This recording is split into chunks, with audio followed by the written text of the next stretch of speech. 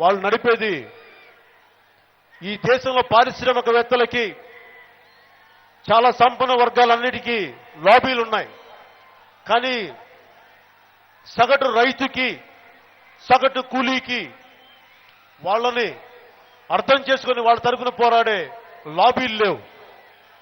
నేను వాడికి అదే చెప్పాను, మీరు భారతదేశంలో ఉన్న రైతుల కోసం మీరందరూ కలిసి నడుద్దామంటే మన ఆంధ్రప్రదేశ్ నుంచి, తెలంగాణ నుంచి నేను మీకు ఎప్పుడు ముందుంటాను, కలిసి మీకు పనిచేద్దామంటే మీరు అర్థం చేసుకోవాల్సింది, నేను నటుడు వీటన్నిటికంటే కూడా నేను రైతుని, చిన్న కమత రైతు. నేను కూలి పని చేస్తాను, పొలం పని చేస్తాను.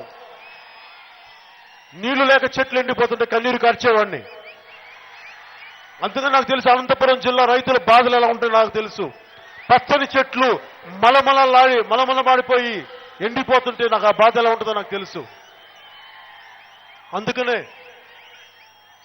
నేను మీకోసం ఈ సమస్యని జాతీయ స్థాయి నాయకులకి తీసుకెళ్లే విధంగా ప్రత్యేక రైల్లో ఈ జిల్లా, మన అనంతపురం జిల్లా సమగ్రాభివృద్ధి సంస్థ వ్యక్తులతో కలిసి మీరందరూ వస్తారంటే మిమ్మల్ని కూడా నేను తీసుకెళ్తాను.